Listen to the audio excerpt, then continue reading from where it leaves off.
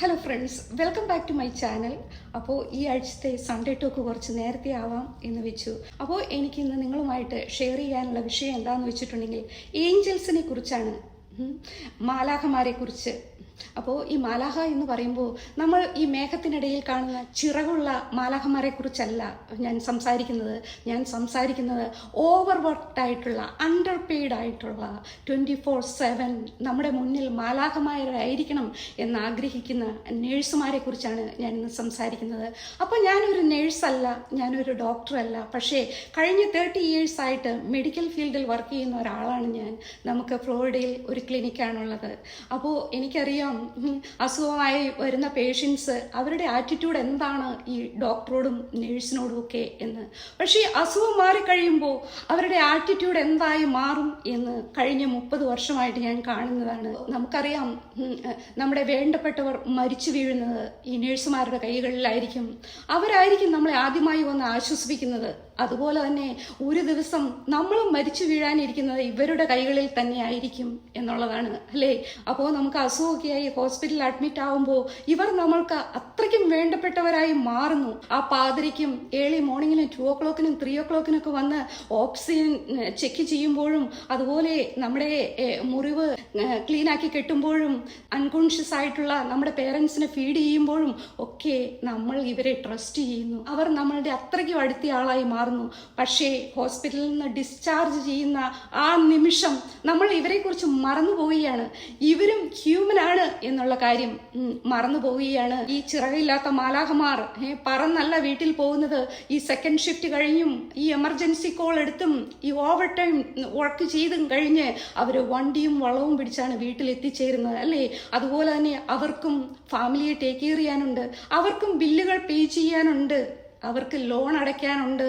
പക്ഷേ അവർക്ക് കിട്ടുന്ന സാലറിയോ ഒരു വീട്ടുജോലിക്കാരിക്ക് കിട്ടുന്ന സാലറി, ഒരു കൂലിപ്പണിക്കാർക്ക് കിട്ടുന്ന സാലറി കിട്ടുന്നില്ല എന്നുള്ള സത്യം മനസ്സിലാക്കിയിട്ടും നമ്മൾ അവരെ സപ്പോർട്ട് ചെയ്യുന്നില്ല എന്നുള്ളതാണ്. പല നഴ്സുമാരും ഹൈസ്കൂൾ കഴിഞ്ഞ് 4 years മുതൽ 6 years വരെയും ലോൺ എടുത്ത് പഠിക്കുന്നവരാണ്, അല്ലേ? പലരും വീട് പണയം വെച്ച് ലോൺ എടുത്ത് പഠിക്കുന്നവരാണ്. പക്ഷേ ഇവർക്കൊരു വീട്ടുജോലിക്കാരിയുടെ ശമ്പളം പോലും കിട്ടുന്നില്ലാത്തതുകൊണ്ട് അവർക്ക് നാട്ടിൽ സർവൈവ് ചെയ്യാൻ പറ്റുന്നില്ല. അതുകൊണ്ട് തന്നെ മിക്കവാറും പേര് പുറം നാട്ടിലേക്ക് പോവുകയാണ്. അപ്പോൾ പുറം നാട്ടിലെ ലക്ഷറി കണ്ടിട്ടല്ല അവർ പോകുന്നത്, അവർക്ക് നാട്ടിൽ സർവൈവ് ചെയ്യാൻ പറ്റുന്നില്ല എന്നുള്ളത് കൊണ്ടാണ്. പുറം നാട്ടിൽ ചെന്നിട്ടുണ്ടെങ്കിൽ ആഴ്ചയിൽ ഒരു 3 ദിവസം ജോലി ചെയ്തിട്ടുണ്ടെങ്കിൽ അവർക്ക് സുന്ദരമായിട്ട് ജീവിക്കാം. മാത്രമല്ല പുറം നാട്ടിലുള്ളവർ ആ നേഴ്സസിന് കൊടുക്കുന്ന ആ റെസ്പെക്റ്റ് അത് അവർക്ക് നാട്ടിൽ കിട്ടുന്നില്ല എന്നുള്ളതാണ്. അപ്പോൾ ഇപ്പോൾ കുറേ ദിവസമായിട്ട് ഞാൻ കേൾക്കുന്ന ന്യൂസാണ്, നേഴ്സുമാർ നാട്ടിൽ പ്രതിഷേധ യോഗം കൂടുന്നു, അതുപോലെ ഇന്ന് സമരം നടത്തുകയാണ് അവരുടെ ശമ്പള വർധനവിനായിട്ട്.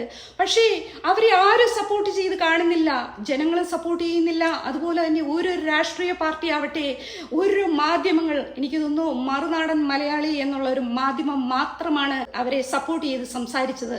ഈ മാധ്യമങ്ങൾ ഒന്നും സപ്പോർട്ട് ചെയ്യില്ല, അല്ലെങ്കിൽ രാഷ്ട്രീയക്കാരോ സപ്പോർട്ട് ചെയ്യില്ല. കാരണം എന്താണെന്ന് വെച്ചിട്ടുണ്ടെങ്കിൽ ഹോസ്പിറ്റലിന്റെ കയ്യിൽ പൈസയുണ്ട്. ഇന്ന് ഹോസ്പിറ്റൽ എന്ന് പറഞ്ഞിട്ടുണ്ടെങ്കിൽ അതൊരു അത്രയ്ക്കും പ്രോഫിറ്റ് കിട്ടുന്ന ഒരു ഇൻഡസ്ട്രിയായി മാറിക്കഴിഞ്ഞിരിക്കുന്നു. നമ്മൾ എന്തെങ്കിലുമായിട്ട് ഹോസ്പിറ്റലിൽ അഡ്മിറ്റ് ചെയ്തിട്ടുണ്ടെങ്കിൽ എത്ര ലക്ഷങ്ങളാണ് അവർ ചാർജ് ചെയ്യുന്നത്. പക്ഷേ ഈ നഴ്സുമാർക്ക് കൊടുക്കാൻ മാത്രം അവർക്ക് ശമ്പളമില്ല. അപ്പോൾ നമ്മൾ പലരും ഓർക്കും, എന്തിനാണ് ഈ പ്രൈവറ്റ് ഹോസ്പിറ്റലിൽ വർക്ക് ചെയ്യുന്ന നഴ്സുമാർ നമ്മുടെ ഗവൺമെന്റിനോട് സമരം ചെയ്യുന്നത് എന്ന്. അതിന്റെ റീസൺ എന്താണെന്ന് വെച്ചിട്ടുണ്ടെങ്കിൽ, എന്തായിരിക്കണം മിനിമം സാലറി എന്ന് തീരുമാനിക്കുന്നത് ആ സ്റ്റേറ്റ് ഗവൺമെന്റ് ആയിരിക്കും എന്നുള്ളത് കൊണ്ട് തന്നെയാണ് ഇന്ന് ഇവർ ഈ സമരം നടത്തുന്നത്. സ്റ്റേറ്റ് ഗവൺമെന്റ് ആണ് ആ തീരുമാനം എടുക്കേണ്ടത്, എന്തായിരിക്കണം മിനിമം സാലറി കൊടുക്കേണ്ടത്, അല്ലെങ്കിൽ ആ ഹോസ്പിറ്റൽ അടപ്പിക്കണം, അതാണ് ചെയ്യേണ്ടത്, അല്ലേ? പക്ഷെ അവരത് ചെയ്യില്ല. എന്താന്ന് വെച്ചിട്ടുണ്ടെങ്കിൽ ഈ ഹോസ്പിറ്റലിന് അവരെ സ്വാധീനിക്കാനുള്ള പണമുണ്ട്. അത്രമാത്രം അവർക്ക് പണം കൊടുത്തിട്ടാണ് കഴിഞ്ഞ 8 വർഷമായിട്ടും ഇവരുടെ ശമ്പള പരിഷ്കാരം നടത്തിയിട്ടില്ല. എവറി 3 years കൂടുമ്പോൾ നടത്തേണ്ടതാണ്. പക്ഷേ അത് രാഷ്ട്രീയക്കാർ, നേതാക്കളെല്ലാം കണ്ണടക്കിയാണ്, മാധ്യമങ്ങളും മിണ്ടുന്നില്ല അതിനെക്കുറിച്ച്. എന്താണെന്ന് വെച്ചിട്ടുണ്ടെങ്കിൽ ഹോസ്പിറ്റലിന് പൈസയുണ്ട് എന്നുള്ളത് കൊണ്ട് തന്നെ. അപ്പോൾ എനിക്ക് നിങ്ങളോട് ചോദിക്കാനുള്ളത് എന്താണെന്ന് വെച്ചിട്ടുണ്ടെങ്കിൽ, are you using your collective voice? Are you demanding policy changes? അതുപോലെ തന്നെ നിങ്ങൾ വോട്ട് ചെയ്യുന്നവർ, are the protecting your profession?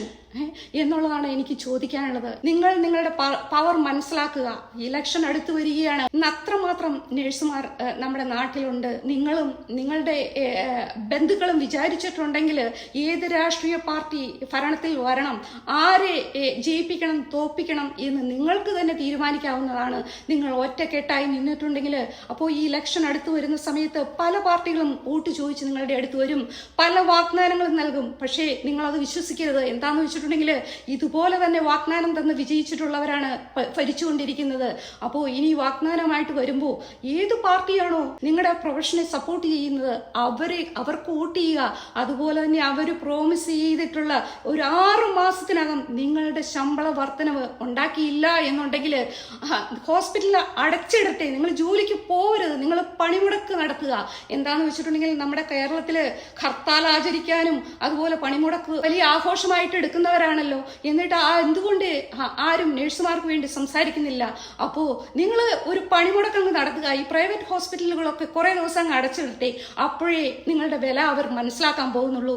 അപ്പോൾ ഈ തവണ വോട്ട് ചെയ്യുമ്പോഴെങ്കിലും നിങ്ങൾ മേക്ക് ഷുവർ ചെയ്യുക. അതിന്റെ കൂടെ തന്നെ എനിക്ക് പറയാനുള്ളത് എന്താണെന്ന് വെച്ചിട്ടുണ്ടെങ്കിൽ നമ്മൾ പലരും പറയും, ഇന്നത്തെ കേരളം മറ്റുള്ള സ്റ്റേറ്റുകളിലേക്കാളും ബെറ്റർ ആണെന്ന്.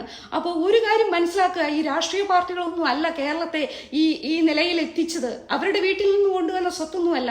പക്ഷേ പുറം നാട്ടിൽ പോയി അധ്വാനിക്കുന്ന നഴ്സുമാർ അയച്ചു കൊടുത്ത പൈസ കൊണ്ട് തന്നെയാണ് ഇന്ന് കേരളത്തെ ഈ കേരളമാക്കി മാറ്റിയിട്ടുള്ളത്. അതുപോലെ തന്നെ കേരളത്തിലുള്ള ഓരോ കുടുംബങ്ങളിൽ നിന്നും നഴ്സുമാരുണ്ട്.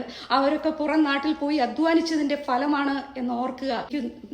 ജനങ്ങളോട് പറയാനുള്ളത് എന്താണെന്ന് വെച്ചിട്ടുണ്ടെങ്കിൽ നിങ്ങൾ കുറച്ചെങ്കിലും നന്ദിയുള്ളവരായി മാറുക. നിങ്ങൾ ഈ മാലാഹ എന്ന് വിളിക്കുകയോ അല്ലെങ്കിൽ അടുത്ത പ്രാവശ്യം ICUയിൽ അഡ്മിറ്റ് ചെയ്യുമ്പോൾ സിസ്റ്ററേ എന്ന് ചെന്നാൽ പോരാ.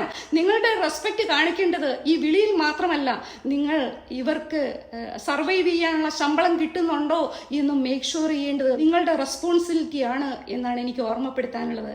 അപ്പോൾ ഇതൊക്കെയാണ് എനിക്ക് കേരളത്തിലെ ജനങ്ങളോട് പറയാനുള്ളത്. അതുപോലെ തന്നെ ഈ മെഡിക്കൽ ഫീൽഡിൽ ജോലി ചെയ്യുന്ന എൻ്റെ സഹോദരങ്ങളും സഹോദരിമാർക്കുമായിട്ട് എനിക്ക് സംസാരിക്കാനുള്ളത് ഇതാണ്. അപ്പോൾ എല്ലാവർക്കും ബൈ നൗ.